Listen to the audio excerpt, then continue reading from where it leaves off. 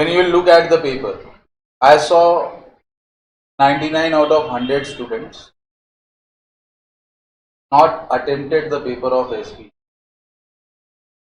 मैं उन 100 बच्चों की बात कर रहा हूँ का पेपर खराब जाता है। ऐसे 100 में से 99 बच्चे वो होते हैं जो SBEC में 10 से कम मार्क्स लाते, सिंगल डिजिट नंबर।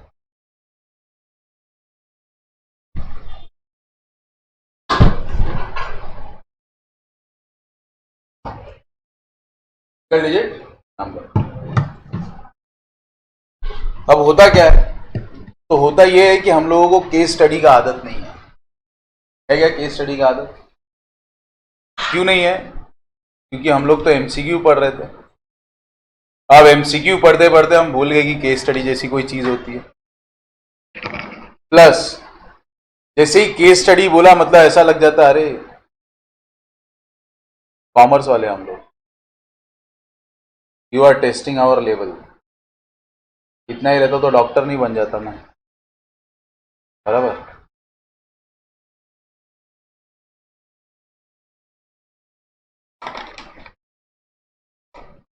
तो पहला बात तो केस स्टडी नहीं रहता, वो रहता है लॉजिक बेस्ड क्वेश्चन। उसको हाइप क्रिएट करके बोला गया है कि ये केस स्टडी टाइप क्वेश्चन है। That is not at all a case study based question, it is simply what? Logic based question. SBEC is only a paper where there will be no direct answers and questions. All the questions will be in a paragraph form, where each question will look like a case study type of question. Again I repeat, अभी lockdown का पता नहीं, लेकिन जब तक बच्चों को physical paper हाथ में आता था, और अभी भी जितने पेपर फिजिकल हुए, एक भी क्वेश्चन आंसर नहीं पूछा जाता है कि what right about private company, explain public company. पागल हो गए। पूरा का पूरा पेपर क्या रहेगा? Logic based. आपको आपका डर मिटाने के लिए एक एग्जांपल,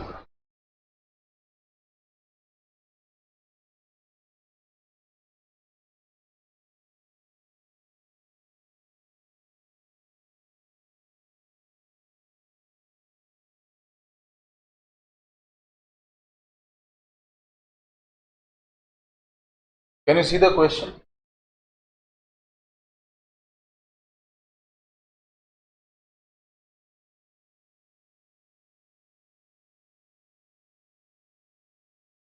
अरे हे देखो, सच अ गुड लक। हाँ, एक तो नकली क्वेश्चन पूछा है, पर 4 मार्क्स के लिए डायरेक्ट पूछा है। ये तो मोदी जी वाला क्वेश्चन है। अरे ये तो मतलब देख रहे हो, फ्री का मार्क्स देना था, प्रसाद बांटा है। 8 मार्क्स बच्चों को मिठाई जैसा दिया गया। बाकी पूरा पेपर देख लो, आपको मजा आ जाएगा। वो सब इजी है कि अपने बैच में कोई मुद्रा है?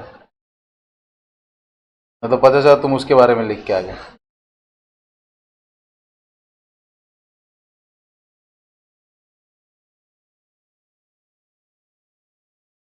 तो आई होप आप समझ सकते हो पेपर कितना अच्छा है।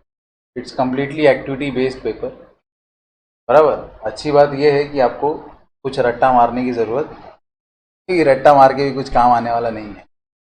आपको लॉजिक बेस्ड पेपर आएगा।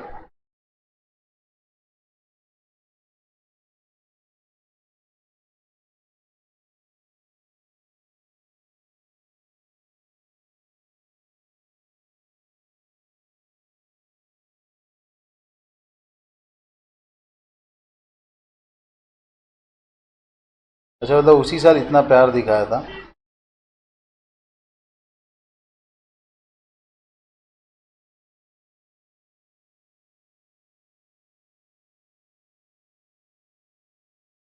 तो इसमें एक क्वेश्चन है डायरेक्ट।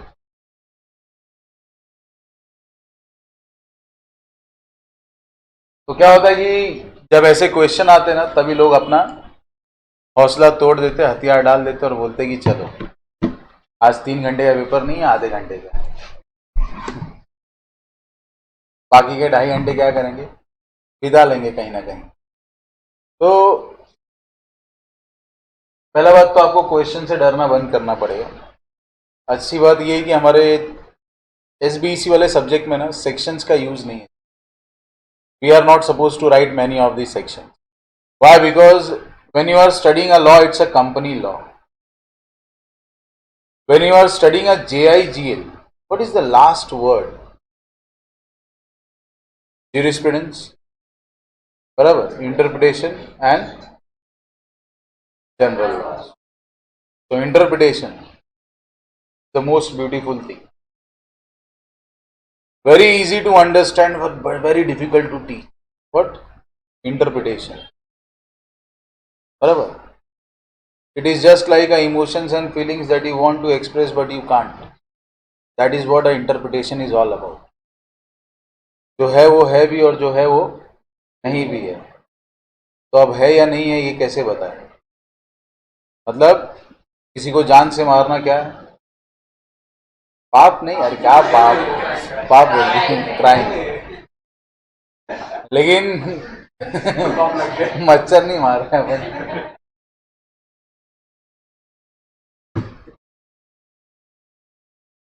लेकिन अब ये डिपेंड करता है कि जान से क्यों मारा।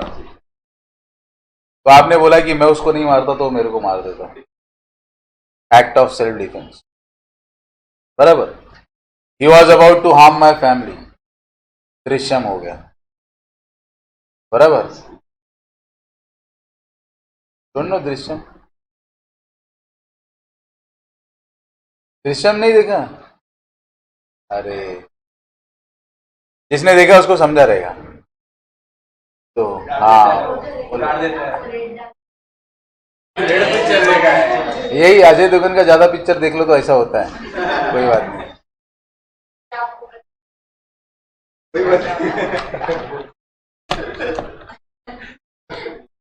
हमारी हंसती खेलती दुनिया थी, एक दिन हमारी दुनिया में एक शैतान आ जाता है और वह आकर हमारी हंसती खेलती दुनिया वो उजाड़ देता है। अरे अरे वाह वाह, कुछ मतलब नहीं है क्या, छोड़ो। इंटरप्रिटेशन का मेन मतलब समझो, पिक्चर की बातें मत करो। इंटरप्रिटेशन का मेन मतलब समझो, जो है बराबर वो नहीं भी है, या जो नहीं है वो है भी। आपको बहुत अच्छे से पढ़ाएंगी madam. Sometimes shall, maybe may, sometime may, maybe shall, बराबर। Shall means must and may means should। क्या should? Shall, should is a must and what is not must is may. So the one who did murder of someone shall be punished with the lifetime imprisonment, बराबर। Now here the interpretation will change the iOS. Why? Because if the same act was done under the act of self-defense, then shall, may be may. Means at that place we will read the same statement as the one who did the murder may be punishable with the lifetime imprisonment. मतलब जिस वक्त act बनता है उस वक्त के क्या terms and conditions थे, उस वक्त लॉ मेकर ने वैसा लॉ क्यों बनाया, बराबर। और आज के करंट सिचुएशन में हम इस चीज को कैसे अप्लाई करें। क्या हम उसके लिटरल मीनिंग को एक्सप्लेन करेंगे तो कुछ मतलब निकल के आएगा, या क्या उसके नियम, मायने, कायदे, कानून हमको बदलने पड़ेंगे। ऐसा सब चीज आपको इंटरप्रिटेशन में पढ़ना पड़ता है। इंटरप्रिटेशन में सेक्शंस नहीं है, लेकिन डॉक्ट्राइन बहुत है। डॉक्ट्राइन समझते हो? एक बड़ी सी कहानी को एक शब्द में बयां करना, जैसा मैंने बोला दृश्यम, तो ऐसा पूरा एक स्टोरी फ्लैशबैक हो गया आपके दिमाग में। 3 घंटे की पिक्चर अगर आपने देख रखी है तो व्हेन वी से एज अरे सिंघम देखा है क्या, तो कैसा होता है, स्टोरी रिवाइंड हो जाता है। बस ऐसे ही समझ लो डॉक्ट्राइन भी क्या होता है, एक बड़े से कंसेप्ट को 2-4 वर्ड्स में एक्सप्रेस किया जाता है। That is known as doctrines. So there are n number of doctrines that you will going to study in where interpretation, and at last it comes as a general law. General law पढ़ते वक्त आपको बहुत मजा आएगा. क्यों मजा आएगा? क्योंकि बहुत प्रैक्टिकल चीज है, आपके रियल लाइफ से सीधा कनेक्ट होता है. सीआरपीसी कहाँ कंपनी लॉ पढ़ पढ़ के वैताग जाओगे, उधर पढ़ोगे सीधे क्या क्रिमिनल प्रोसीजर. और ऐसा बहुत एक्टिवली कनेक्टिंग मिलता है ना, जब वही अंदर अंदर घुस के पढ़ना रहेगा ना कंपनी लॉ जैसा, तो रोने का मन करेगा. लेकिन ऐसा ऊपर ऊपर से सिर्फ टचअप है ना, तो बहुत अच्छा लगेगा. लॉ ऑफ लिमिटेशन क्या पढ़ रहे हो वैसे आप लोग? Differ if 5 of these employees leave the employment of the company. एक मार्क्स के लिए कितना लिखेगा बेचारा बच्चा? According to section 2 clause 68 of the Indian Companies Act, private company is the company having minimum paid up share capital as may be prescribed. बराबर, ये हो गया पहला statement. And which by its articles restricts the transferability of shares. ये है हमारा sub clause 1. which by its articles, उसके बाद आता है sub clause 1 restricts the transferability of shares. फिर आता है sub clause 2 which restricts the maximum number of members to 200. तो अगर एकदम कट शॉट मार के एक मार्क्स के लायक लिखना है, मैं क्या लिखूंगा? As per section 2 clause 68 sub clause 2. क्या इतना रिस्क नहीं लेना है? क्या पता एग्जामिनर चिढ़ गया, बोला बहुत शाना बन रहा है तू, क्लॉज सब लिखेगा. Then simple. बराबर, एज पर सेक्शन 2 क्लॉज 68. याद ही नहीं आ रहा है, थोड़ी हमारा काम है रोज रोज पढ़ाने का. तो एज पर इंडियन कंपनीज एक्ट 2013, इतना तो याद रहेगा मेरे हिसाब से. Private company is the company which restricts the maximum number of member to 200. बराबर. However, while counting the limit of 200, joint members या joint owners of shareholder should be counted as, याद है, employees holding the shares of company will not be counted in the number of members, that is 200. कौन से employee? Current as well as retired employees both will not be counted in the limit of 200. यानी आपके पास 500 लोगों ने share क्यों ना ले रखा हो, उसमें से अगर 400 एम्प्लॉय है तो आपके मेंबर कितने हुए? 100. अब आप बताओ आंसर क्या है?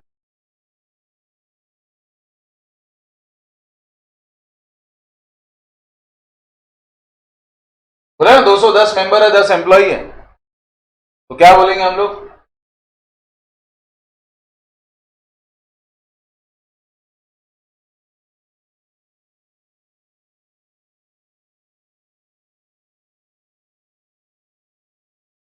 If out of the 210 members, 10 members are employee, still the private company is a private company. However, if the number of employees are 5, then the total number of members will become 205. So it will become a violation of the articles of company. So here company have to get itself registered as a public company. यानी दूसरे वाले, पहले वाले में 10, तो 210 में से 10 उड़ा, कितना बचा? यानी लिमिट टूटा नहीं है. लेकिन बोला अगर 10 एम्प्लॉय नहीं होते, सिर्फ कितने होते? 5. तो 210 में से 5 माइनस किया तो कितना होता है? So here the number of members exceeding the maximum limit, that is 200. So either the number of members should be dropped down to 200 or the company must get itself registered as a public company. बराबर, पूरा time pass है. A public company has 150 shareholders in total. Public company, इसमें से 47 members हैं, 2 out of 4 directors. अच्छा, 47 member मर गए और 2 डायरेक्टर लोग मर गए कि कोरोना हो गया था और सब चल रही है. What is the time frame allowed under the Companies Act for compliance in case of non-compliance of provision regarding status of company? बोलेगा भाई आपने जो कंडीशन लिखा है ना उसके हिसाब से कुछ टेंशन है ही, बराबर? क्यों नहीं है मालूम है? तो as per section 2 clause 71, public company is the company having minimum paid up share capital as may be prescribed and which is not a private company. That's छोटा definition. Public company is a company which is not a private company. खत्म. जो company private company नहीं है वो कौन है? तो बोले यार पब्लिक कंपनी को बनाने के लिए जो कम से कम लोगों की आवश्यकता हो कितनी है? हाँ वही मैं बोला, अभी वही सोचा था क्या फेंकूं मैं इधर से। 7 मेंबर्स लगते हैं इसको बनाने के लिए, पब्लिक कंपनी। तो हर एक पब्लिक कंपनी को बनाने के लिए 7 लोग लगते हैं, तो 150 में से 47 लोग मरे हैं। वो टेंशन में लग रहा है, इजी चिल। कितना लोग लगते हैं? अच्छा है, नहीं तो कुछ नहीं, वही मालूम है 7 दिन के लिए जमा हो जाएगा, तुम्हारा ही पोपट होने वाला, मेरा तो कुछ, मैं तो सिर्फ हंसेगा। तो एक पब्लिक कंपनी के पास 150 में से 47 बंदे मर गए, यानी कितने बच गए? 103। कंपनी को फॉर्म करने के लिए जो minimum number of member required हो कितना है? जहां तक बात है डायरेक्टर का, तो 3 डायरेक्टर होने चाहिए, बराबर? कितने डायरेक्टर होने चाहिए? कितने हैं इधर, बराबर? या 1/3 और 2? 2 और 1/3? I don't know, I am asking to you people. अरे पहला क्राइटेरिया बताओ।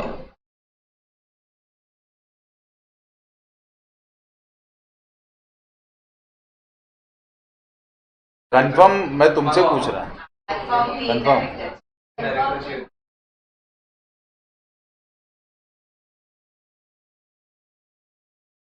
तो बोले तो मान लेते मिनिमम 3। तो यहां पे सिर्फ एक ही क्राइटेरिया फुलफिल करना है, that the number of directors should be restored to 3। What will be the time frame? There will be a sufficient time frame of 6 month, nothing going to be done. बोले यार कुछ भी नहीं होगा company को, 6 महीने के अंदर कंपनी ने एक और डायरेक्टर जुगाड़ लेना, rest nothing will happen to a company. What if there will be a non-compliance of the provision regarding the status of company? Nothing will going to happen. बराबर? There will be just a penalty. There will be just a penalty. हाँ अगर ये 150 की जगह पे 50 होता ना तो कहानी अलग होती। ये 50 में से कितने बंदे मर गए, बचे कितने, चाहिए कितने? तो बताना था कि 6 महीने में 7 के बंदे हो जाने चाहिए, कि अगर 7 बंदे नहीं हुए तो जितने भी बचे हुए मेंबर है ना उनकी लायबिलिटी क्या हो जाएगी? अनलिमिटेड। इस कंडीशन में आपको बोलने का है as the number of members still after the death of 47 members is more than 7, बराबर? तो the criteria of having a minimum 7 members is being satisfied. However a public company needs 3 director, so under a casual vacancy it can be filled by appointing a new director which will hold the office till the next AGM। सब मेरा subject तो नहीं है वैसे ये, लेकिन मेरे subject में क्वेश्चन आया तो क्या करें। So why we are discussing paper, just to let you know कि अभी तक आपने कुछ पढ़ा नहीं है, कोई सब्जेक्ट नहीं पढ़ा है। CS EET की आधी अधूरी चीजें आपको याद है, उसके बेसिस पे आप पेपर को जज कर रहे हो। Sumit Kapoor is an Indian businessman, जो एंटिक डिजाइनर ज्वेलरीज वो जो नकली आती है ना उसमें डील करते हैं, और सब जगह पे इनका दुकान है, और वो अपने बिजनेस को बहुत भारी रूप से डाइवर्सिफाई करना चाहते हैं। What are the aspects he should look into choosing investment locations outside India? First, go to Shark Tank.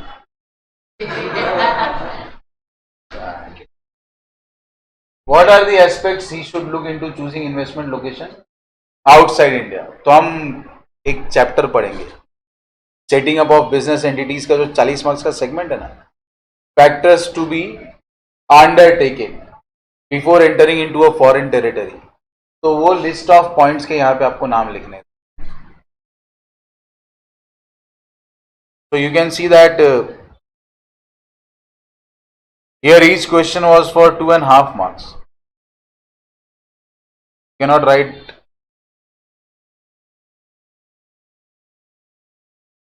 This one also you can't answer at this moment.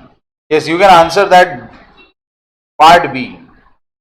See, 4 marks question. Vijay ji जरा पढ़ो तो point B. B वाला question. The article of association of XYZ Limited provides that the board of directors has authority to issue bonds, provided such issue authorized by the shareholders by a necessary resolution in the general meeting of the company. ठीक है, अभी जितना इन्होंने पढ़ा उस हिसाब से आप लोगों ने कनेक्ट किया, क्या बोला? जो आर्टिकल्स ऑफ एसोसिएशन ये कहता है कि board of directors bond issue कर सकते हैं, लेकिन बॉन्ड इशू करने से पहले उन्हें इस चीज की अनुमति लेनी पड़ती है. किससे? शेयर होल्डर से. और वो अनुमति कैसे लेनी पड़ती है? रेजोल्यूशन पास करके एक जनरल मीटिंग में. बराबर. अब आगे या तो इन्होंने रेजोल्यूशन पास नहीं किया होगा, वही होगा. पढ़ो. Company was in dire need of funds and therefore it issued the bonds to X without passing any such resolution at general meeting. Can X recover the money from the company, side referring the relevant case laws and provide provisions of the Companies Act 2013? बताओ क्या लगता है?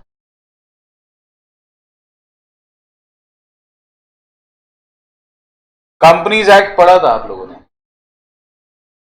सबने पढ़ा है. यहाँ पे जो टीवाई वाले वो भी पढ़े, कोई ना बोल नहीं सकते. ठीक है, लॉकडाउन था तो नहीं पढ़े रहो. कौन कौन था लॉकडाउन वाला?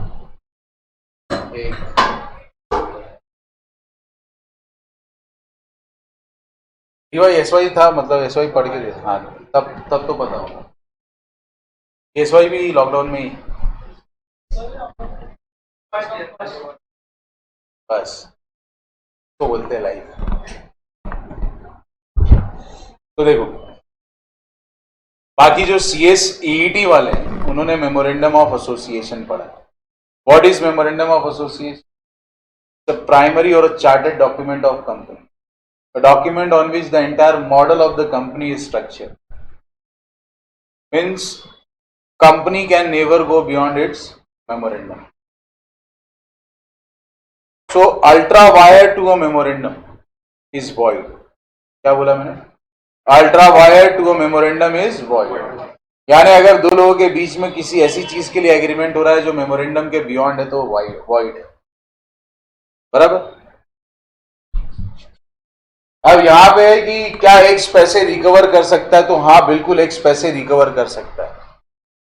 तो सर आपने कौन से बेसिस पे बोला कि एक्स पैसे रिकवर कर सकता है? एक्स पैसे इसलिए रिकवर कर सकता है कि कंपनी ने पहला बात तो मेमोरेंडम को वायलेट नहीं किया. बराबर. आर्टिकल्स के प्रोविजन को वायलेट किया. इसको वायलेट किया आर्टिकल्स. हाँ. The power is given to the board of directors, so it is a ultra wire to the board of directors. Board of directors अपने powers के beyond गए हैं. So the ultra wire to the board can be ratified. यानी अगर board अपने power के बाहर जाता है तो जनरल मीटिंग में शेयर होल्डर उसे रेटिफाई कर सकते हैं.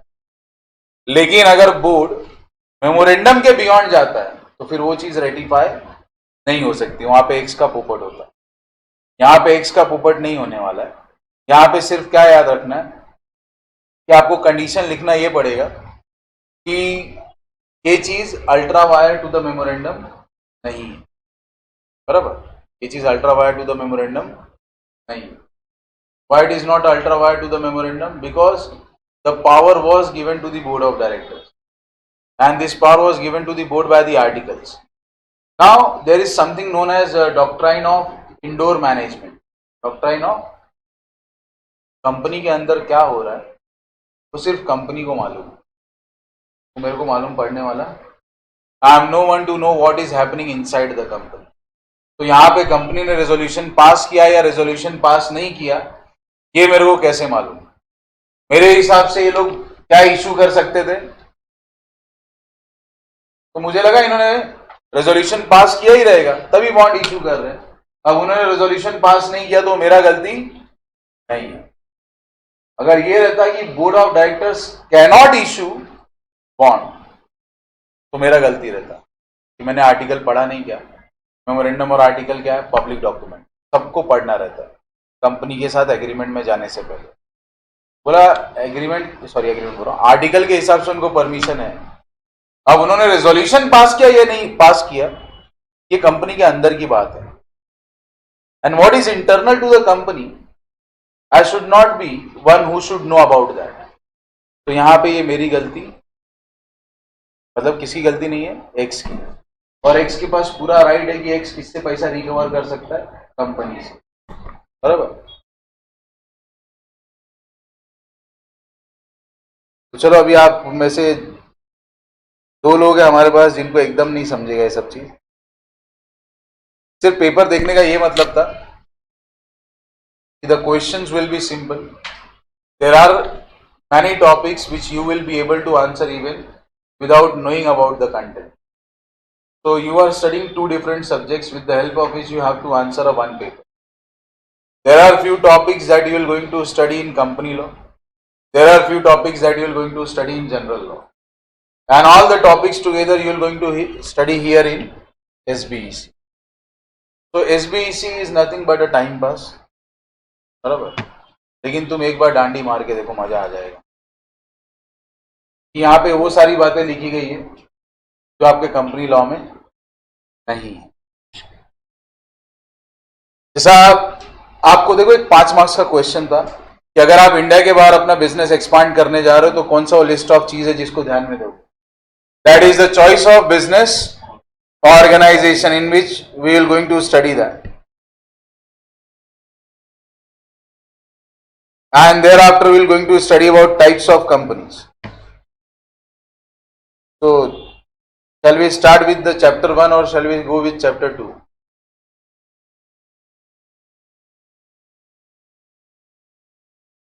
Chapter 1.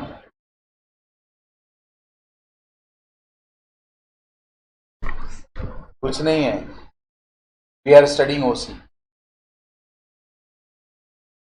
What we are studying? चलो भाई देखो,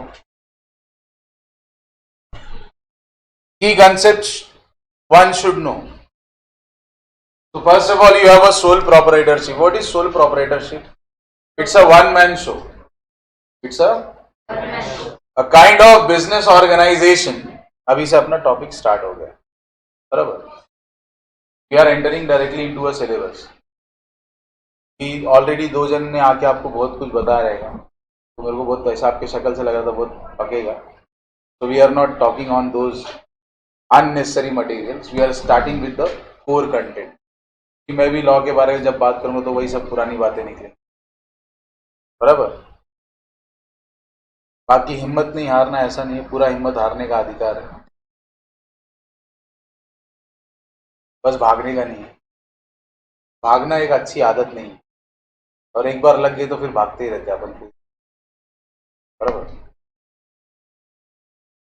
क्योंकि जिस दिन आपने सोच लिया ना कल का पेपर नहीं देने का, माँ कसम तुम रात को सोओगे, पढ़ोगे तो नहीं।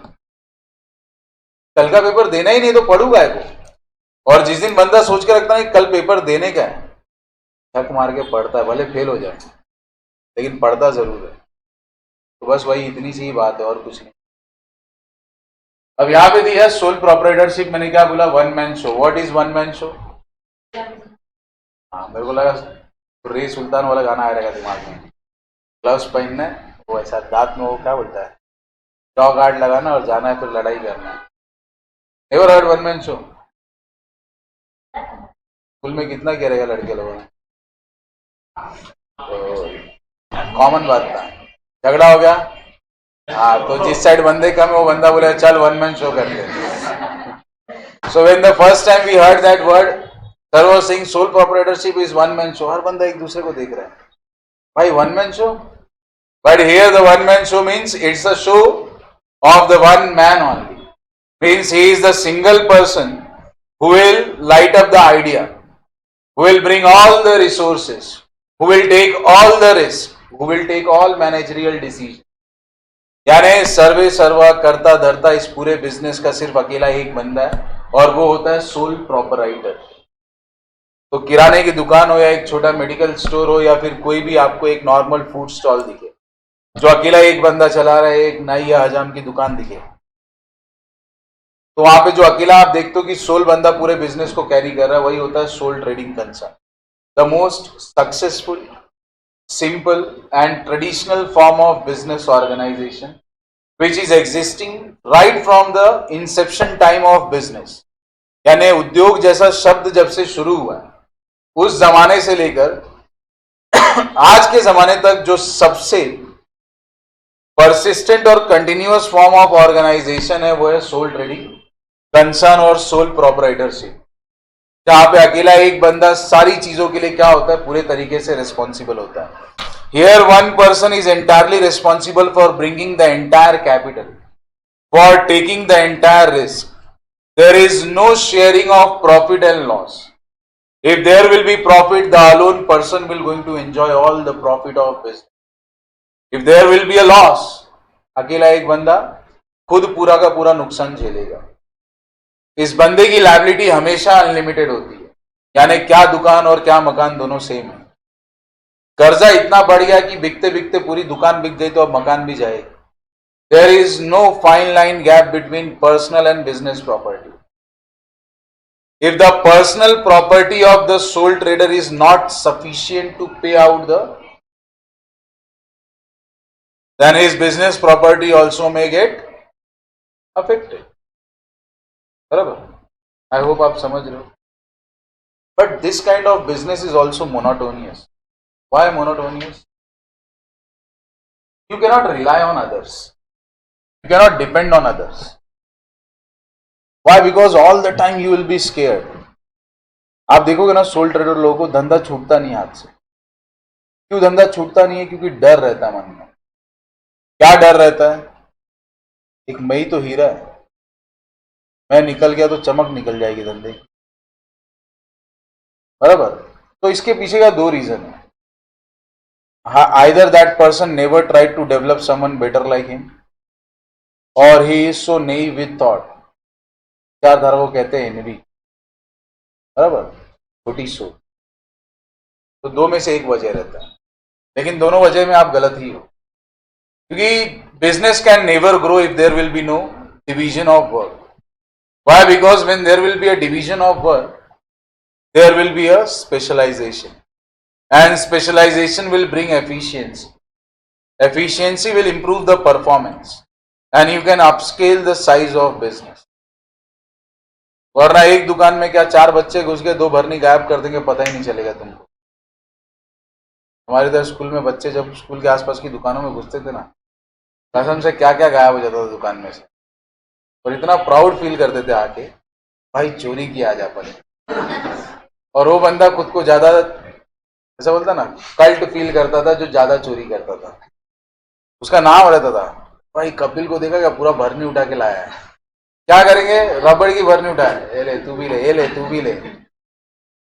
बस कुछ नहीं, बस ऐसे ही मजा आया.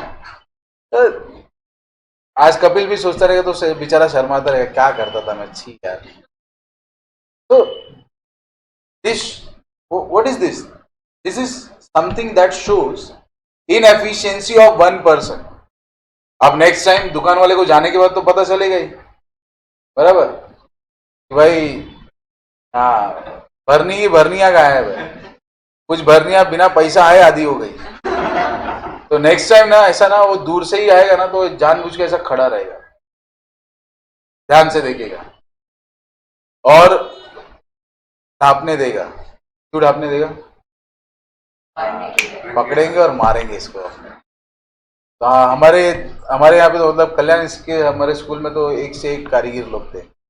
अन्ना के इधर डोसा भी खाते थे, पैसा भी निकाल लेते थे अन्ना के गाले में से. तो एक दिन अन्ना ने पकड़ लिया और ढापने वाला बंदा था अरविंद, चूहा बोलते थे उसको. भाई चूहे को पकड़ा उसने, जो मारा रहेगा, मतलब मजा ही आ गया था. 9th स्टैंडर्ड में थे, बहुत मारा था, एकदम प्यार प्यार से मारता था. ऐसा 2-3 मिनट सुनाएगा, फिर एक झापड़ खींच, फिर लेकर आया पूरा स्कूल में, हर क्लासरूम में तमाशा किया, उसका शक्ल दिखाया. फिर नेक्स्ट टाइम अभी चूहे को खुन्नस आया था, उसने फिर बदला लिया, 900 रुपये ढापा अन्ना के तरफ। ऐसा मतलब चूहे का जो फ्यूचर हो क्या है, प्रोफेशनल चोरी करने का। सोल प्रोप्राइटरशिप का ये सबसे बड़ा दिक्कत है, inefficiency. After a particular point of time work becomes so monotonous. Why? Because there is no segregation between the owner and business. यानी बिजनेस का खुद का अपना अस्तित्व नहीं है। आज भी देखो क्या बोलते हो आप लोग, नरू वड़ा पाव, यानी नरू नहीं तो उधर हर बंदा आता तो बोलता है नरू किधर है, जो नहीं जानता वो भी पूछता भाई नरू कौन है, यही है नरू। तो आपने देखा रहेगा ना, सोल प्रोप्राइटरशिप में हर बंदा आके मालिक को पूछता है। एक चाय की दुकान पे भी जाओगे तो पूछेंगे अरे सेठ किधर है। तो it shows that how they are like body and soul, बराबर। तो if any of one get segregated from other, like अपना शरीर में से आत्मा निकल गया तो स्विच ऑफ। तो वैसा ही बिजनेस भी सीधा क्या हो जाएगा, मालिक गया तो there is no separate legal status.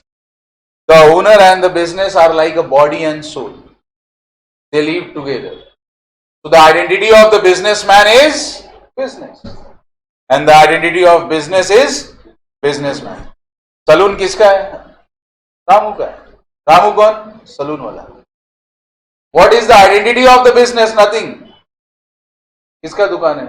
तो ये नहीं बोलेगा हजाम का दुकान है, बोलेगा रामू का दुकान, बराबर।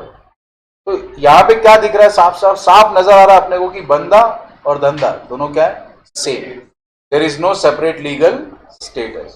There is no separate identity of the person. तो ये एक ड्रॉबैक है। अच्छी बात यह है कि फॉर्म करना बहुत आसान है, सरकार की ज्यादा दखल अंदाजी नहीं होती ऐसे प्रकार के बिजनेस में। लेकिन सबसे बड़ा ड्रॉबैक यही है कि आप बिजनेस को अपस्केल नहीं कर सकते। कहा जाता है कि जो सोल प्रोप्राइटर होता है वो प्यून टू प्रिंसिपल सब काम करता है। So he is master of none but jack of all. मतलब ताश के जोकर के पत्ते जैसा कि हकीकत में तो अहमियत नहीं है कुछ, लेकिन सब कर लेता है। तो अकेले सोल ट्रेडर की जिंदगी ऐसी ही रहती है, ना कभी रईसी आ पाती है, ना कभी सैटरडे संडे मिल पाता, ना ही बिजनेसमैन वाली फीलिंग आ पाती है कि आलीशान कार है, ड्राइवर उतर रहा है, दरवाजा खोल रहा है, अपन फुल उतर रहे नीचे। देखो ना, सोल प्रोप्राइटर को पैसे भी आ जाए तो रईसी नहीं आ पाती है। You will get stuck all the time. Like if you become CS, you will work for 5 days, you have 2 days to relax, to roam here and there. Every year you will have like 60 paid holidays. बराबर, company के पैसे पे तुम उड़ रहे हो और company के पैसे पे छुट्टी भी ले रहे हो, मचा भी रहे हो, लाइफ ही लाइफ। ठीक है, ज्यादा पैसा नहीं है, क्यों ज्यादा पैसा नहीं है? क्योंकि अपन जॉब कर रहे हैं, लेकिन सुकून ज्यादा है ना। बड़ा बिजनेसमैन लोगों तो फिर पैसा कैसा एकदम आखिरी पैसा, नाखून भी खुद नहीं काटेंगे आप, बराबर। क्यों? पैसे है मेरे पास, 2 काम पे लगाएंगे, 2 बंदे पैर का नाखून काट रहे, 2 बंदे हाथ का। तो दैट इज व्हाट वी से मनी। तो अभी सोल ट्रेडर का कैसा ना, सब सपना सपना ही रह जाता है। कहाँ वो सोचते रहता है कि एक दिन आएगा मैं भी किस में ट्रेवल करूंगा, बिजनेस क्लास में। पैसा वो लोग छापते हैं जिनके पास सीधे खुद की जहाज रहती है, काय का बिजनेस क्लास, जहाज ही अपने, बराबर। तो व्हाट इज बिजनेस क्लास? तो सोल ट्रेडर का लाइफ में कटी पतंग जैसा है, इधर हवा आ रही उधर बह रहा है। तो फायदे भी है तो नुकसान भी है, बराबर। एकदम वही हिसाब किताब है, कुआं खोदो और पानी पियो, बराबर। जिस दिन कुआं नहीं खोदोगे उस दिन प्यास से फिर सूख जाएगा गला, फिर कुआं खोदना और मुश्किल हो जाएगा। So that is the life of soul trader. देखते हैं अब हमारा किताब क्या बात करता है इसके बाद। अरे बाबा, बहुत ज्यादा बोल दिया मैं तो। What is partnership firm?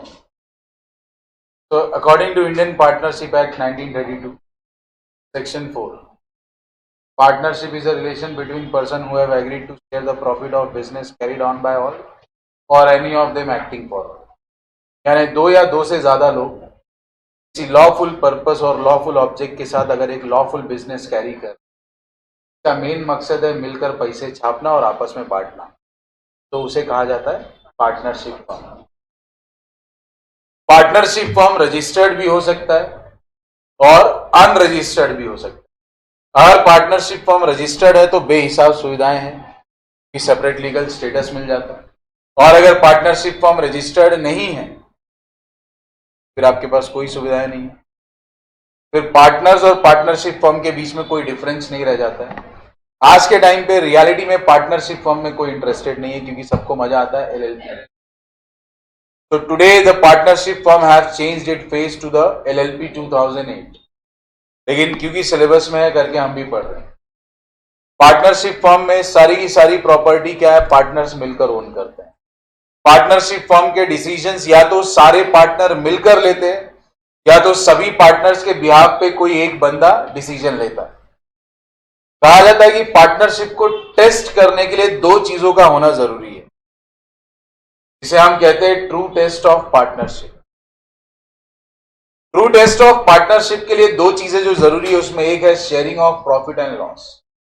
क्या है? लेकिन सिर्फ sharing of profit and loss काफी नहीं है।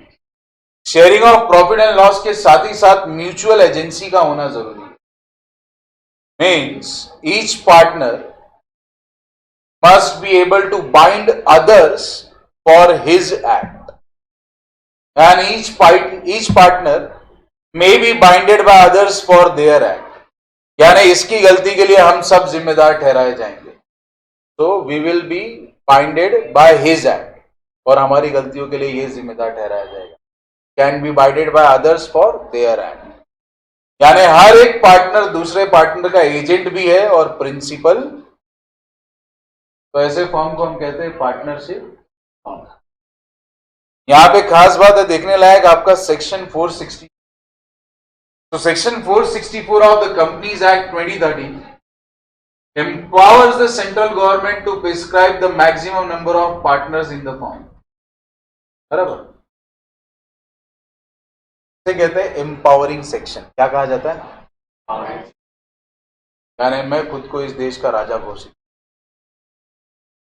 दैट काइंड ऑफ थिंग, यानी मैंने खुद से खुद को पावर दे दी। तो हमारे इंडियन कंपनीज एक्ट के सेक्शन 464 के हिसाब से सेंट्रल गवर्नमेंट ने खुद को पावर दे दिया कि वो किसी भी पार्टनरशिप फर्म में जो maximum number of member allow किए जा सकते हैं वो ये तय करेगा। भाई आपका पार्टनरशिप फर्म है उसमें 30 बंदे रहेंगे, आपका पार्टनरशिप फर्म है उसमें 60 बंदे रहेंगे।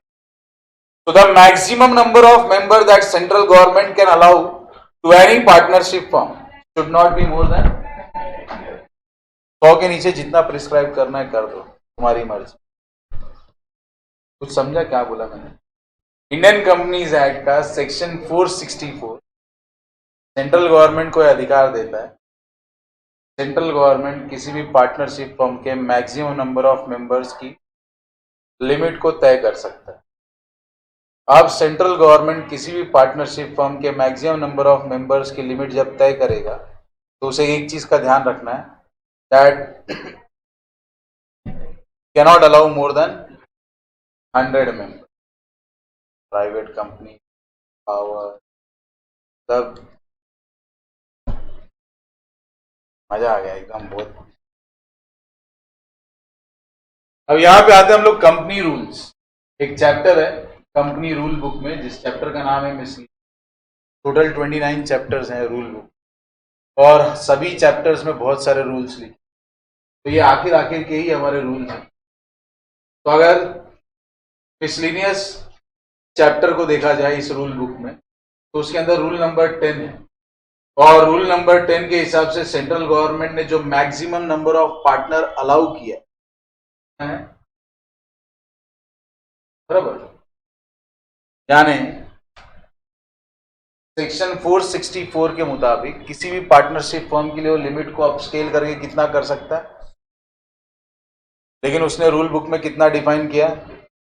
In short, the maximum number of partner in partnership firm cannot be more than 50.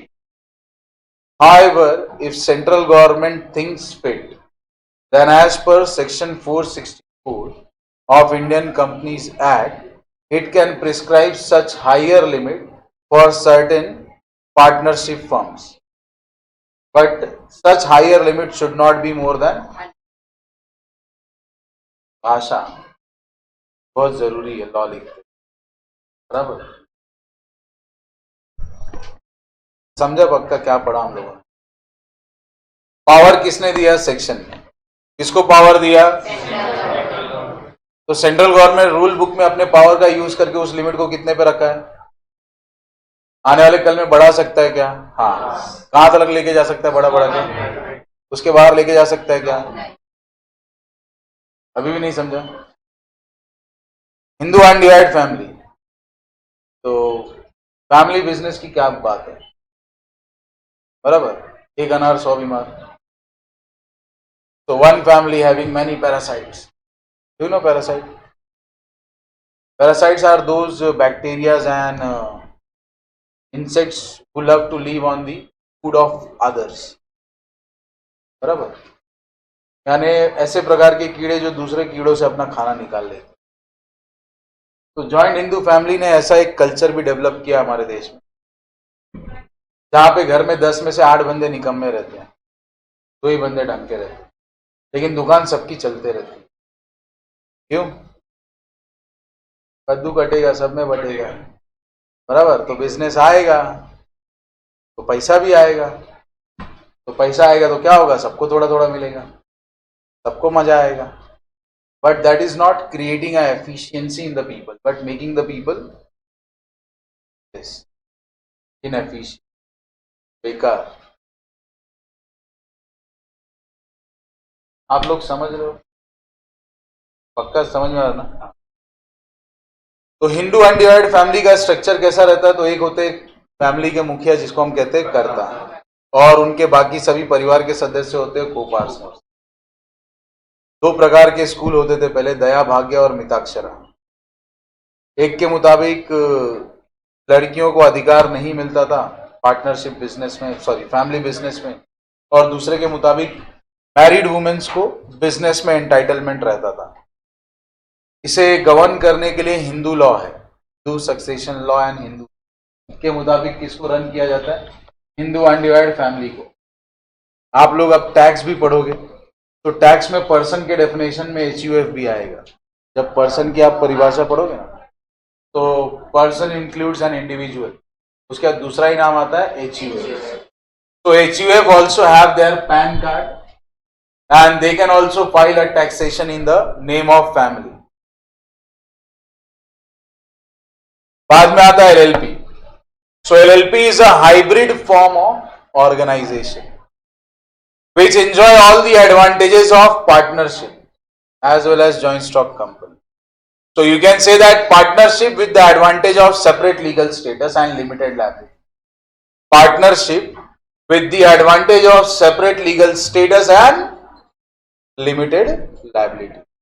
यानी अगर किसी पार्टनरशिप फर्म को के सारे एडवांटेजेस रखे जाए और जॉइंट स्टॉक कंपनी में से 2 पॉइंट खींच के ला दिया जाए, कौन कौन सा? लिमिटेड लायबिलिटी और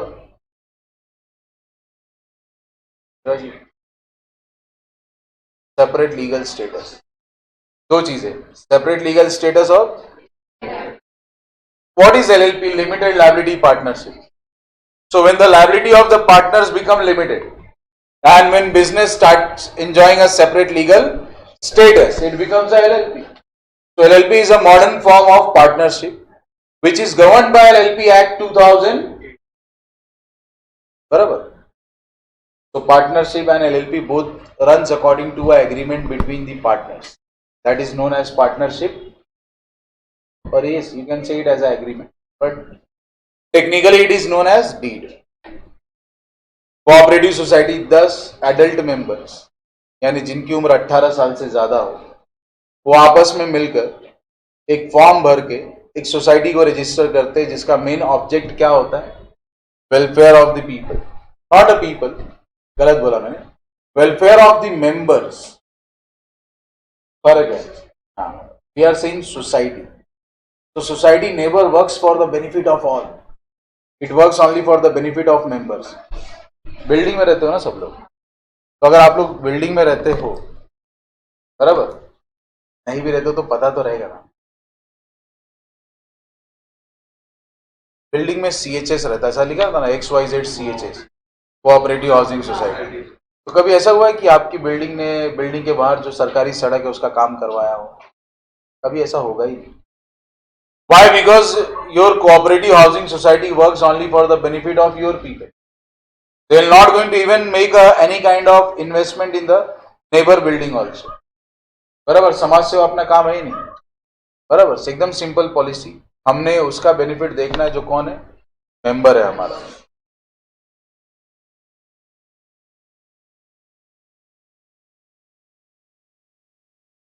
फिर दिया है section 8 company. What is section 8 company? हम लोग ने पढ़ा था सेक्शन 25 कंपनी 1956। बाद में आप लोगों को पढ़ा रहे हम लोग section 8 company. Company which is started with the charitable object. This is a kind of company which declares no dividend. Their intention is not to have a profit at all. Even if they have profit, they will utilize the money for the same cause. Even if they have profit, they will again utilize the money for same cause. They will never going to take any single advantage from the business as a member. Section 8 company can run for the purpose of education, literature, drama, art, science, commerce, religious purpose, किसी भी purpose के लिए आप क्या चालू कर सकते हो? Section 8 company. सेक्शन 8 कंपनी बाकी सभी कंपनियों की तरह इंडियन कंपनीज एक्ट के अंडर ही रजिस्टर होगी। बराबर, सिर्फ इनके लिए एक फायदा होता है कि इनको अपने नाम के आगे लिमिटेड और प्राइवेट लिमिटेड यूज करना कंपलसरी नहीं। कि आप सोच के देखो कि आप एक चैरिटी कंपनी चला रहे हो और किसी को जाके आप बोलते हो We are from the Umang private limited, Umang private limited या उमंग लिमिटेड, तो लास्ट में लिमिटेड वर्ड आया ना, सब मजा चला गया। But when you say we are from Umang foundation, सामने वाला समझ जाता है भीख मांगने आया, भाषा बदल जाती है। बराबर, तो देने का भी मन करता है। क्या बोल दिया? उमंग foundation. But as soon as you will say we are from the Umang Limited, बराबर, और क्या बोलता है? Shelter limited. शेल्टर लिमिटेड बोला मतलब अच्छा घर बनाने वाला कंपनी। बट जब आप ऐसा बोलते हो शेल्टर फाउंडेशन, मतलब समझ में आ जाता है कि भाई लोगों को मुफ्त में घर बना के देते, या कोई तो अनाथालय वगैरह है या तो वृद्धाश्रम है, तो वो लिमिटेड वर्ड जुड़ जाएगा ना, टेस्ट खत्म हो जाता है। फिर चंदा मिलने से तो डोनेशन, चैरिटी सब आते रहे, धकाधक पैसा आते रहे। इसके लिए आपको यहाँ पे एक स्पेशल फैसिलिटी मिलती है कि आपको अपने नाम के साथ लिमिटेड या प्राइवेट लिमिटेड का प्रीफिक्स ऐड करने की कोई जरूरत नहीं। ना कुछ लिखा नहीं है इसमें। 1 पर्सन कंपनी, तो सोल ट्रेडिंग कंसर्न को एक इंडिपेंडेंट, मतलब जैसा पार्टनरशिप फर्म के लिए LLP बनाया, वैसा सोल ट्रेडिंग कंसर्न के लिए क्या बनाया? 1 person company. Here the minimum and maximum number of member will be restricted to 1, and that 1 member requires a 1 nominee. That 1 member requires a 1 nominee. उस एक मेंबर को एक नॉमिनी का जरूरत। Understood? That 1 member require 1 nominee. Rachna, are you getting? Now what about that nominee? So that nominee, ध्यान से सुनना है क्या? आगे आया ना तो तुमसे पूछेगा, तुम बोलना मत सकता तो 4 लाइन ही लिखा था, हमने ध्यान नहीं दी। सेक्शन 8 कंपनी के बारे में बहुत कुछ बात किया हमने।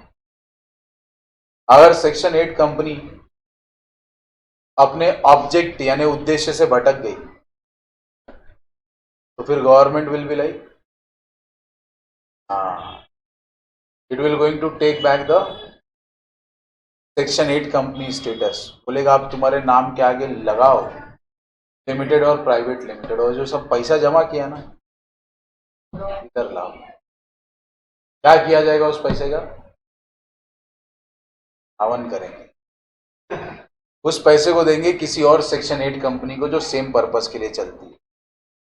नहीं है हमारे पास, कोई बात नहीं, हमारे पास एक स्पेशल फंड है, सॉल्वेंसी एंड बैंकरप्सी फंड, उसमें इस पैसे की आहुति देते, लेकिन तुम्हारा हिसाब किताब आज से कर, या तो तुम्हारा नाम ही स्ट्राइक आउट कर देंगे रजिस्ट्रार ऑफ कंपनी, यानी तुम्हारा अस्तित्व हो जाएगा। 1 पर्सन कंपनी में इस सिंगल मेंबर ने एक नॉमिनी लाना पड़ता है। क्यों लाने की जरूरत पड़ती है भाई? तो बोला कि भाई ये जॉइंट स्टॉक कंपनी की बात चल रही है, और बोला कि जॉइंट स्टॉक कंपनी एक परपेचुअल एंटिटी है।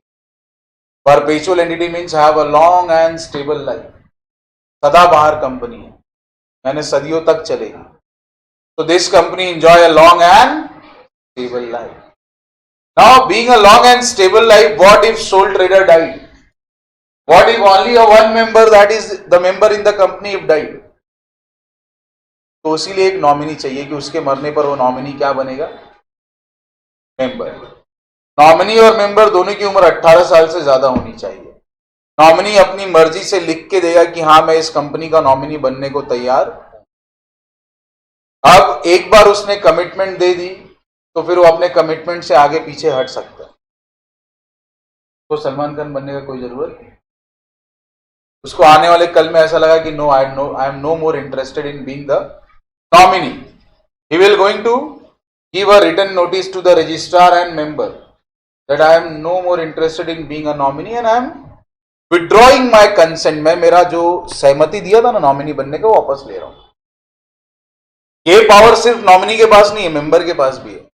यानी अगर मेंबर को लगता है कि इस बंदे को मेरे को अब नॉमिनी रखना, तो मेंबर भी उस बंदे का नॉमिनेशन कैंसिल करके, नॉमिनेशन को हिंदी में कहा जाता है नामांकन, किसी और का नामांकन दे सकता है। बराबर?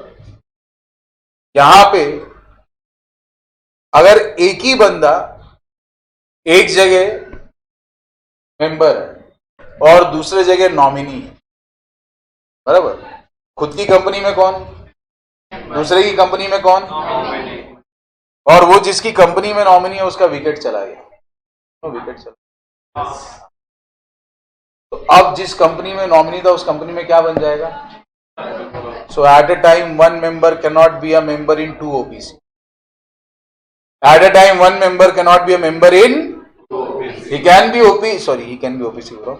He can be member in one OPC and nominee in other, but he cannot be both at same time. So within a specified period, either he have to leave the membership of his own company or the membership of other company.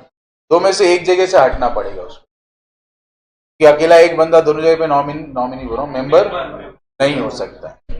इसके लिए एक और condition है कि जो हमारा nominee है must be a resident of India, means must have stayed in India for 120 days in a previous year, in a previous year. तो यहां पे तो कुछ लिखा नहीं। प्राइवेट कंपनी और पब्लिक कंपनी के बारे में हमने पहले ही पढ़ लिया था। अब आया यहाँ पे, private company is the company having these 3 characteristics. Share holders have right to transfer share is restricted. The minimum, maximum 200, and does not invite public to subscribe for securities. Public company minimum 7, maximum no limit. Shares are freely transferable and bindas invite public to subscribe the shares of company. तो चलो एक बार पढ़ के देख लो आपके book में ये सारे points.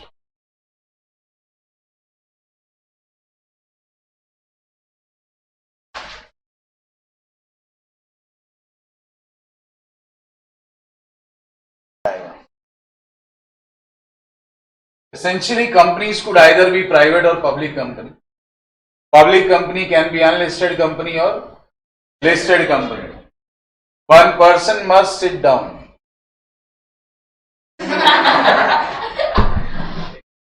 There is something really important there. Let me sit first. बराबर? ऐसा तो नहीं था, लेकिन एक बोला है कि भाई बैठ। तो a person must sit down and carefully consider all advantages and disadvantages of each type of entity. यानी जो नेचर ऑफ बिजनेस हम चुनने जा रहे हैं उसके क्या फायदे और क्या नुकसान है, सारे के सारे पहलू हमने देखने हैं। before choosing one of the form of business entity which suited best to the nature and size of the business in which the business owner itself want to be. A business enterprise can be owned and organized in several forms. Each form of organization has its own merits and the ultimate choice of the form of business depends upon the balance of their advantages and सब वही अभी तक वजनदार शब्द नहीं आए इसमें. The right choice of the form of business is very important because it will going to decide the power, control and risk and responsibility of the businessman. If you want to have more of control in your hand, go for sole trading concern. But if you are ready to decentralize yourself, then you can go for the larger form of organization like company.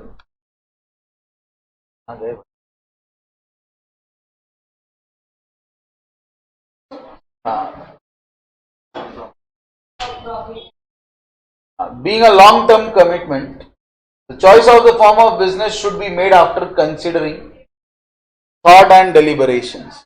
यानी सारे ifs and buts अपने मन में अभी से उठा लो और सभी ifs and buts के लिए खुद को मेंटली क्या कर लो, जो होएगा देखेंगे. The selection of a suitable form of business organization is an important entrepreneurial decision because it influences the success and growth of a example. It determines the division or distribution of profit, the risk associated with business, and once the form of business organization is chosen, then you cannot switch to another form of business organization. If you opted to start a company, especially a public company or a private company, then it is even become difficult to interswitch. Nature of the business को change करना तो difficult है ही, nature of business को change करने के साथ साथ बहुत सारी डिफिकल्टीज आ जाती है.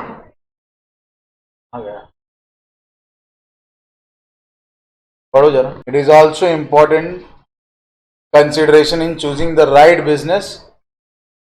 Therefore, the form of business organization must be chosen after giving all the due thoughts to all if and buts. बराबर. तो समझा, एक ही कहानी है जिसको बहुत लंबा खींचा गया है.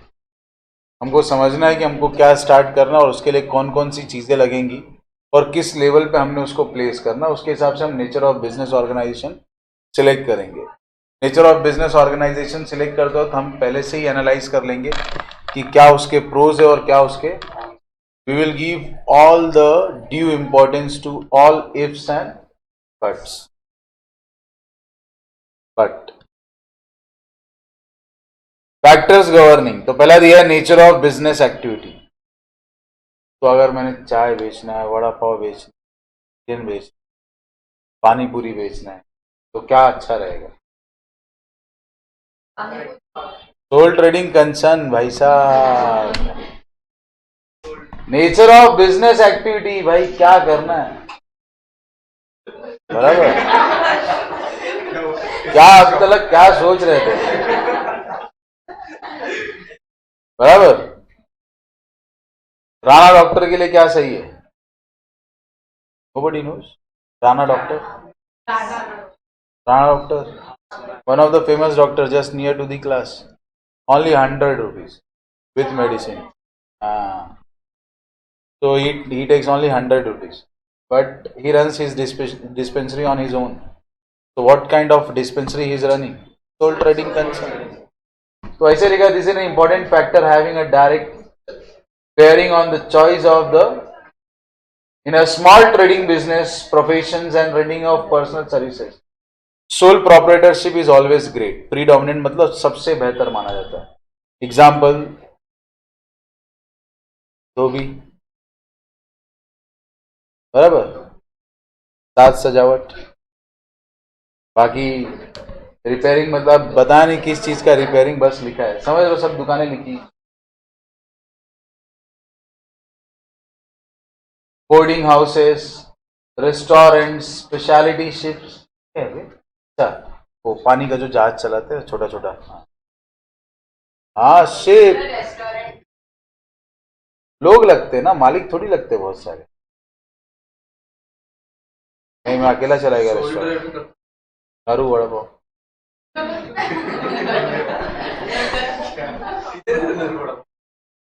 आदरवाड़ी,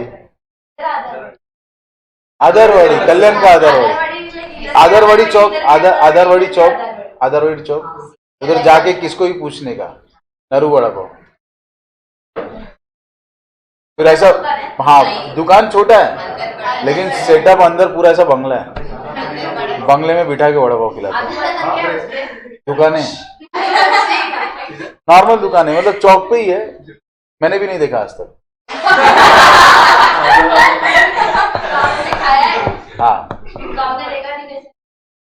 तब मंगाते हैं, हाँ अच्छा, हाँ जोमेटो पे भी मिलता है, उधर खड़े रह के खा लो। मजा आता है। उधर खड़े रह के खाओगे एक साथ 8-8-9 वड़ा पाव, अभी खाने की बात नहीं करते हैं, फिर मुंह में पानी आएगा।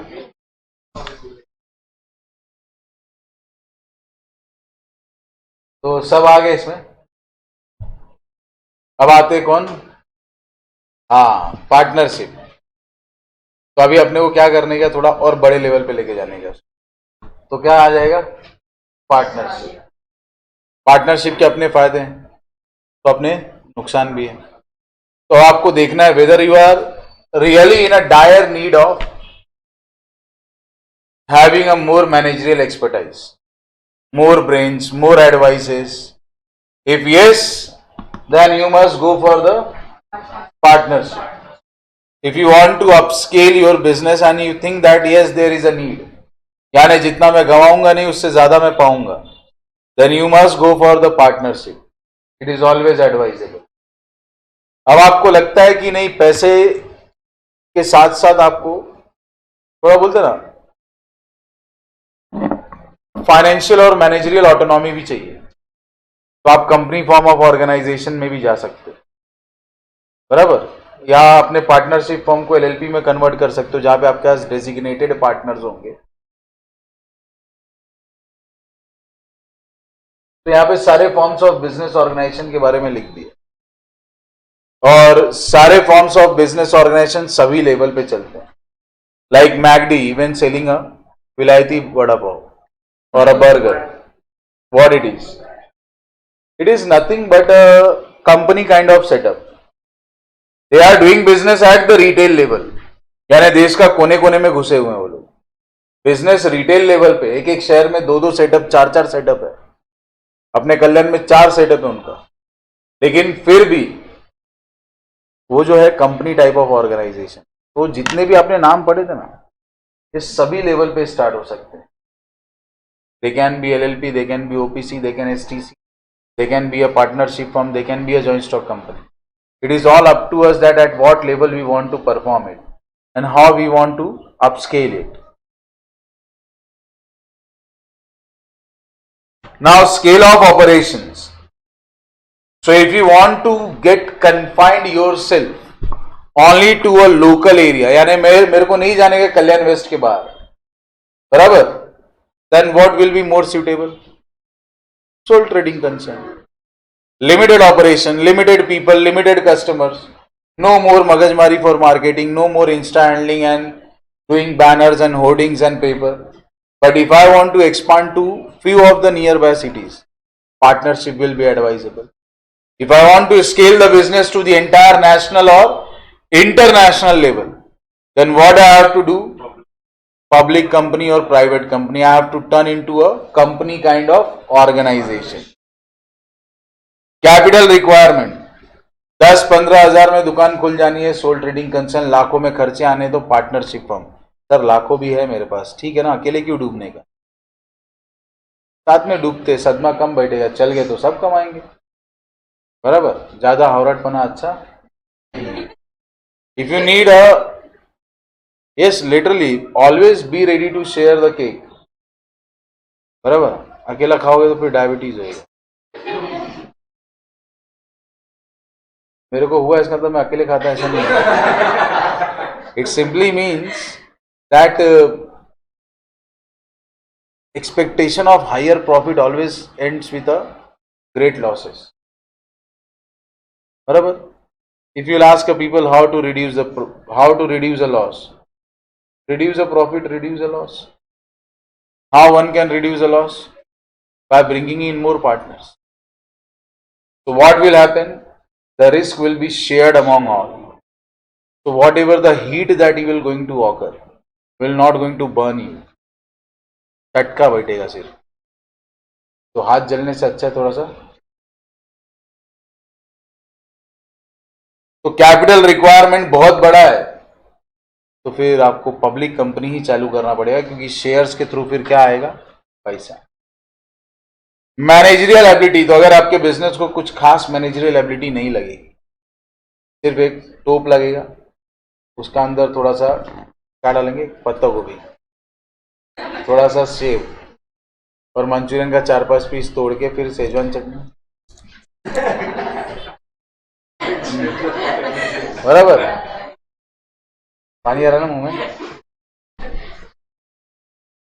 टॉपिक ऐसा ही हो कि खाने का मन कर देते, तो उस केस में आपको ज्यादा दिमाग लगने वाला नहीं है. No more managerial ability will be required, but if you need a best of the best brains, if you have to sell the product, let's take an example of KTM, a new company that nobody knows. How beautifully they placed the product. How many of you know YEZDI? YEZDI. YEZDI. YEZDI is a company. A company which we can say that invented the heart of motorcycles in the country. It made the motor bicycles popular among the youth. YEZDI was like the first bullet concept in India, ऐसा बोला जाता है. तो अभी YEZDI को India में वापस आने का था, तो कैसे आए? नहीं, YEZDI का था जावा, but Java was a joint venture. YEZDI was the main company. जैसा MI का Redmi भी है, Poco भी है, लेकिन मजा MI में ही आता है. बराबर. तो वैसे YEZDI was like a mainstream line product. तो अभी YEZDI को वापस इंडिया में आने का है, तो कैसे आने का? तो YEZDI ने क्या बोला? जर्सी. चलो पकड़ते शाहिद कपूर को, ले बेटा पूरा पिक्चर में बाइक चला, अलग से बाइक दिखने दे, बार बार दिखने दे. तू कम दिखेगा, बाइक ज्यादा दिखेगी. तू लुक्का है, तेरे पास पैसे नहीं, लेकिन तू चलाएगा बुलेट.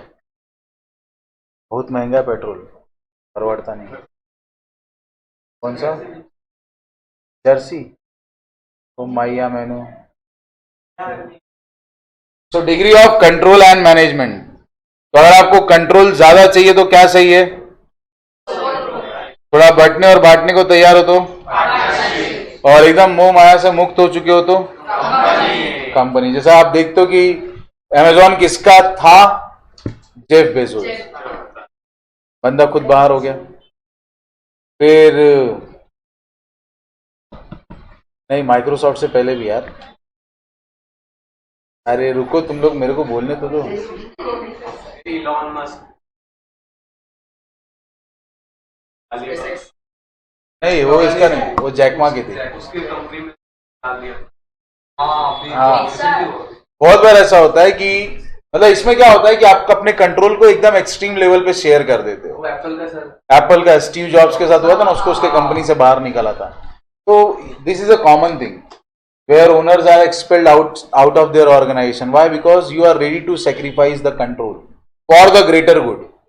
पैसे आजीवन आएंगे. 20-20% ओनरशिप पब्लिक के पास रहती है, लेकिन कंपनी में घुसने को नहीं मिलता है. पैसे की कोई कमी नहीं, नोट बहर है. कमी हो जाती है लाइफ में एक ही चीज की, इज्जत की. Once you lose the control, you lose everything. So you will be able to participate in the managerial decisions, but you have a limited speaking rights. Everything will be, जैसा अभी इसको नहीं क्या हकाला बाहर, अश्नीर ग्रोवर, हाँ ये दोगलापंथी है, बराबर। हाँ, तो उसको कैसे हकाल दिया उसको? लोग तो यही बोलते हैं ना, भारत पे का ओनर है, भारत पे का ओनर है। पार्ट ओनर था, कुछ 7-8% ओनरशिप थी, और कुछ उसके वाइफ के पास, धपाक करके फेंक दिया बाहर। तो this is what, though you are a owner, though you incepted the concept, but still तुम्हारा जो वैल्यू है, इंपॉर्टेंस है, वो क्या हो जाता है? कम। लेकिन हाँ, ऑर्गेनाइजेशन को आप बड़े लेवल पे लेके जा पाते हो। और ये जो मैं बात कर रहा था आपको, if you have a courage to take a big risk, बराबर, सब खुद अकेले गचक जाना है, then go for what? Sole trading और OPC. If you are ready to share a little, then go for partnership. But if you don't want to take any risk and you are ready to share a bigger amount of your profit, then you must go for company form of organization. Stability आज है कल नहीं। कौन? Sole trading concern, partnership form, limited stability, lack of perpetuity, no life. The life of the organization will depend upon the life of sole trader and partners. But if you want a stable business, कि आप चले गए, generations अपनी बीत गई, फिर भी अपना बिजनेस आज भी स्टैंड है, जैसा नाम भूल गया मैं उनका, दोराब जी, आई थिंक, हाँ टाटा के, हाँ दोराब जी टाटा, उनके बाद जमशेद जी, फिर रतन टाटा, मतलब ऐसा ये तीसरे या चौथे जनरेशन है टाटा की। तो अभी इतनी बड़ी जनरेशन चली आ गई, देश ने कई सौ, लगभग 100 साल से ज्यादा की गुलामी उन लोगों के रहते देख ली। उन लोगों ने बेहिसाब पैसे फंड करते थे, किसको? इंडियन फ्रीडम फाइटर्स को। इंटरनली बेहिसाब पैसे फंड किया करते थे वो लोग, जस्ट फॉर, हाँ, freedom. Like they can not fight directly, they have to be in the system, but they use to fund unaccountably to the people. So they have been stayed in the country from the inception time. Why? Because the business is stable. Tata नाम हमेशा रहेगा, भले टाटा की आखिरी पीढ़ी है, बराबर, इसके बाद टाटा की पीढ़ी खत्म, Ratan Tata have no son, but there is a foundation named as Tata and son. So they have designed a business in such a beautiful way that the business will going to live for next centuries and centuries, बराबर. तो उसमें बहुत सारे लोग हैं, लेकिन ये business stable क्यों? क्योंकि company form of organisation. Reliance की भी तीसरी पीढ़ी आ जाएगी थोड़ी. जब रिलायंस की भी तीसरी पीढ़ी आएगी तो आप देख सकते हो कि ऑलमोस्ट एक हाफ ऑफ द सेंचुरी निकल जाएगा, but still Reliance is existing. Likewise there are many companies in our country. The companies which have history of generation and still they are existing. Atlas, cycle अगरबत्ती, हाँ. MDH वाला भी है. MDH वाले के साथ साथ साउथ में बहुत सारी कंपनीज है, मेरे को नाम नहीं पता, लेकिन अच्छा खासा लंबे समय से चल रहे हैं. हमारे मद्रास रबर फैक्ट्री, तो ये सब कंपनीज का इतिहास बहुत बड़ा है. तो स्टेबिलिटी चाहिए तो फिर आपको रजिस्टर्ड फॉर्म ऑफ ऑर्गेनाइजेशन में ही जाना पड़ेगा. और अगर आपको फ्लेक्सिबिलिटी चाहिए तो प्रोप्राइटरशिप सबसे बेस्ट है, बराबर. बोले तो साइकिल, कितना भी ट्रैफिक रहे निकल जाओगे आप. और अगर आप कंपनी फॉर्म ऑफ ऑर्गेनाइजेशन लेकर चल रहे तो ट्रेन है भाई, ट्रेन. यू टर्न तो छोड़ो, आप थोड़ा सा टर्न तो मार के दिखाओ. टर्न भी तभी मारना है जब पटरी घूमेगी. What I mean to say, are you getting that? There is no flexibility in company form of organization. You have to work in a very rigid way. Why? Because the organization have such a giant setup that you cannot change the line of business like this.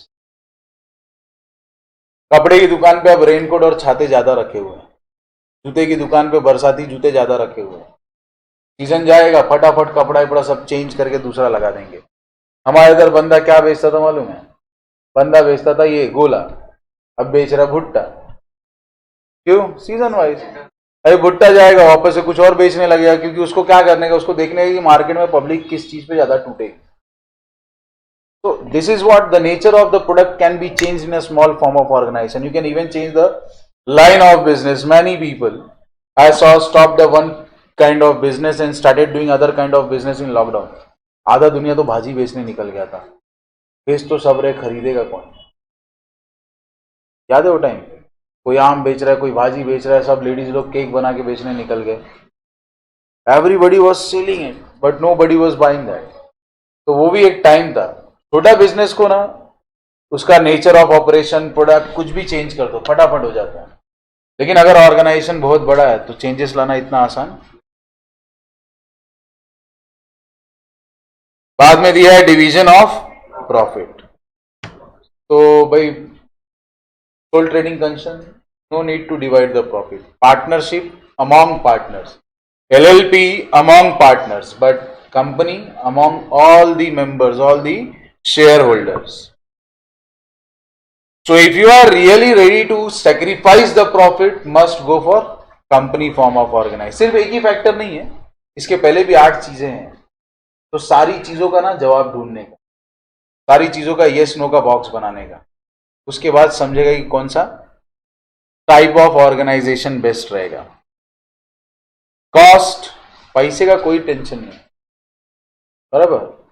दौलत है, शौहरत है, ऊपर वाले का दिया हुआ सब कुछ, तो कुछ टेंशन रहेगा क्या? कॉस्ट अगर है आपके पास तो काय का प्रोसीजर है, सरकार खरीद लेंगे, बराबर। और फिर क्या गवर्नमेंट रेगुलेशन, रोज नियम तोड़ेंगे, बराबर। मामू आएगा, हैव अ गुड डे, बराबर। Not a good day, then have a Parle G. So if you have money, you should not be worried at all. Why? You have team of legal experts, you have team of solicitors, you have team of company secretaries, you have team of chartered accountants.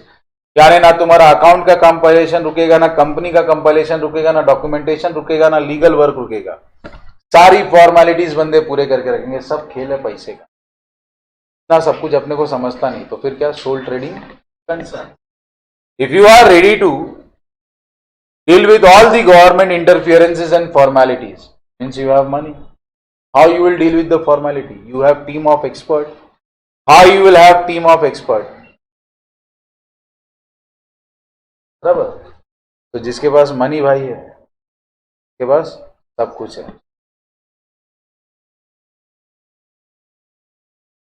बहुत लिखा है यार, ये वाला पढ़ के देखना पड़ेगा, बहुत ज्यादा ही लिख दिया इसमें।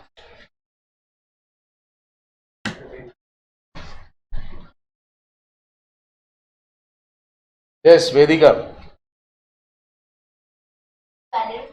मतलब आधार उद्यम, गुमास्ता लाइसेंस, ई शॉप लाइसेंस, मतलब जैसा महाराष्ट्र में आधार उद्यम जरूरी है, इसके लिए शॉप्स के लिए गुमास्ता लाइसेंस का होना जरूरी है। शॉप रजिस्ट्रेशन सर्टिफिकेट, या वो सैलून वगैरह खोल रहे तो हजाम लोगों का एसोसिएशन रहता है ना, उसके साथ रजिस्टर होना जरूरी है।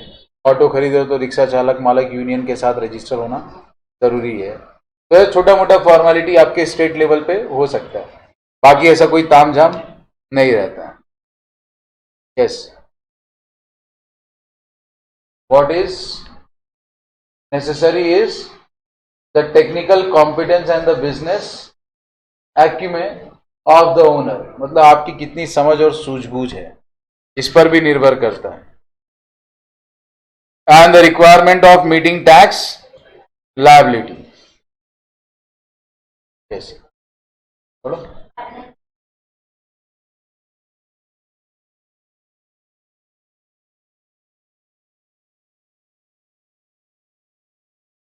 Prerequisite means partnership is subject to an agreement. An agreement may be oral or as well as written. तो वही बोला है कि पार्टनरशिप के लिए रिटर्न एग्रीमेंट होना ही जरूरी नहीं है। The agreement even can be a oral agreement. Yes,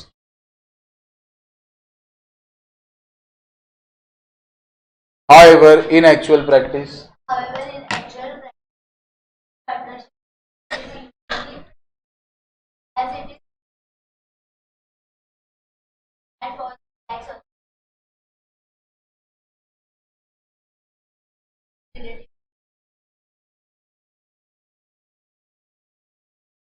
company form of business organisation is more complicated, क्योंकि यहां पे तो आपको सारे के सारे तामझाम करने हैं, आपको बेहिसाब लीगल फॉर्मेलिटीज हैं जिससे आपको गुजरना जरूरी है। आपको मालूम है कि किसी किसी समय पे क्या हो जाता है, बेहिसाब पैसा खर्च करना पड़ता है। मिनिस्ट्रीज का क्लियरेंस लेकर आओ, स्पेशल अथॉरिटीज का क्लियरेंस लेकर आओ। हो सकता है कि आप ग्रीन जोन के दायरे में आ रहे हो तो फिर वो फॉरेस्ट डिपार्टमेंट और वन विभाग का क्लियरेंस लेकर आओ। मतलब क्या पता उठ सुट के किसी ने चढ़ा दिया कि भाई ये तो पर्यावरण के खिलाफ जा रहा है, तो पब्लिक को क्या चाहिए, कुछ नहीं, इंस्टा पे पोस्ट, एकदम पब्लिक बिल्ला हो जाएगी, आके उधर आंदोलन चालू हो गया। बराबर, हमारी मांगे पूरी करो। भाई मांगे क्या है पता नहीं, बस पूरी करो। तो there are so many headaches. तो कहीं कहीं पे तो बेहिसाब खर्चे हो जाते हैं कि अगर आपने कोई भी एक पर्टिकुलर चीज फुलफिल नहीं किया तो क्या हो जाएगा, may land the company means may let the company to wind up, यानी खुलने से पहले ही दरवाजे क्या हो गए, बंद हो गए। अब आपको बताया कि कहां कहां पे पैसा खर्चा होता है। बाद में दिया है टैक्स इम्प्लीकेशन। छोटा ऑर्गेनाइजेशन सुखी ऑर्गेनाइजेशन, बड़ा ऑर्गेनाइजेशन भी सुखी रहता है लेकिन टैक्स का हिसाब किताब बहुत ज्यादा रहता है। आप अपना आईटीआर भरने तो बैठो, बराबर, आप एकदम बोलते ना हैरान परेशान हो जाओगे, 15 मिनट लगेगा। इनकम क्या है, और गलती से इसके आगे ऐसा बहुत सारा जीरो लग गया, बाद में किधर 1 आ गया, हाँ मजा आ जाएगा सर, और क्या चाहिए लाइफ में।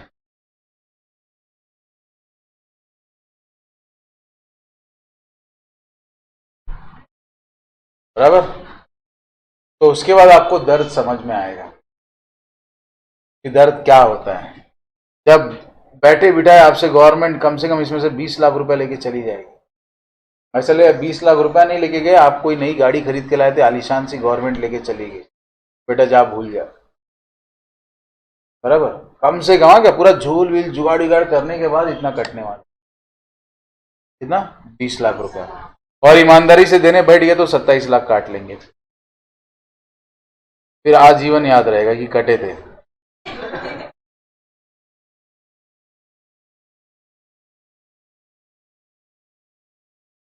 छोटा फॉर्म ऑफ बिजनेस को टैक्स कम होता है, बड़े फॉर्म ऑफ बिजनेस ऑर्गेनाइजेशन को टैक्स हमेशा क्या रहता है, ज्यादा। बाद में दिया है ज्योग्राफिकल मोबिलिटी। तो मेरे हिसाब से अगर आप ज्यादा मोबाइल नहीं हो, ज्यादा घूमना फिरना नहीं है, go for sole trading concern. But if you have to sell the product across the world, go for big size of industry. अंदर अंदर अलग लिखा हुआ हो सकता है, लेकिन मैंने आपको मेरी बात बताई कि अगर ज्योग्राफिकल प्रेजेंस छोटा है, सोल ट्रेडिंग कंसर्न पार्टनरशिप, लेकिन अगर ज्योग्राफिकल प्रेजेंस बड़ा रखना है तो कंपनी फॉर्म ऑफ ऑर्गेनाइजेशन ही बेस्ट है। Transferability of ownership. So transferring ownership is a difficult task, बराबर, when you are running a sole trading concern. दुकान नहीं, ऐसा लगता है कि आप अपना धर्म ईमान सब बेच के आ रहे हो। शेयर्स, सुबह उठ के लोग शाम तक कितने शेयर खरीद बेच देते हैं, ना दर्द होता है ना तकलीफ होती है, ना कुछ यादें जुड़ी रहती हैं। तो shares are easily transferable but they are not talking about that. I think sole proprietorship being a one person entity does not lend itself to transferable. हाँ वही लिखा, sole trading concern ownership transfer नहीं करता, क्योंकि ownership transfer मतलब धंधा ही बिक गया, अपना दूसरे के पास चला गया। Partnership form of organisation is the one where two or more partners share the profit or losses. If a partner exists, the partnership may decide to introduce new partners. फिर नया पार्टनर भी क्या शेयर करेगा हमारे साथ, profit and loss. Company form of organisation में share transfer करना बहुत आसान है, एक पर्सन से दूसरे पर्सन को आप अपने शेयर ट्रांसफर कर सकते हो। यार ये तो टाइम पास किया, सही में मैं तो मजाक में बोला था ओसी है, लेकिन अब लग रहा है कि ओसी है, क्योंकि मैनेजरियल नीड्स हमने स्टार्टिंग में भी पढ़ा था, बराबर। अब ये है एबिलिटी। एबिलिटी का सिर्फ आपके पास रिसोर्स कितना है, अब यहाँ पे इसको कर दिया कि आपको जरूरत कितनी है, तो भाई बहुत जरूरत है मेरे को मैनेजरियल एबिलिटी, तो क्या चालू करूंगा, कंपनी फॉर्म ऑफ ऑर्गेनाइजेशन। अगर ज्यादा मैनेजरियल नीड नहीं है तो क्या चालू करेंगे, sole trading concern. Secrecy maintain करने के लिए कौन सा बिजनेस सबसे best, OPC, sole trader. Why, because your secrets will remain inside your heart until unless your heart is very open, बराबर। But if you are running a partnership form of organization, it need to be disclosed among few, and when it entered into a LLP or a company, then it will be जग जाएगी। हाँ, members, प्रदर्शन, newspaper, annual announcement, declaration, बराबर, क्या तेरा क्या मेरा सब जानते हैं। इंडिपेंडेंस, तो इंडिपेंडेंस आपको कंपनी में नहीं मिलता है, कहां पे मिलता है, ओपीसी और सोल ट्रेडिंग कंसर्न में।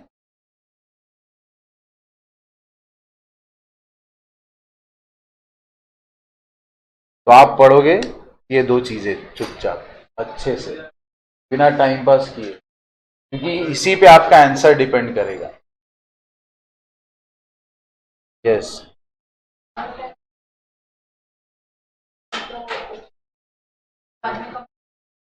कर सकते हैं, अलाउड है।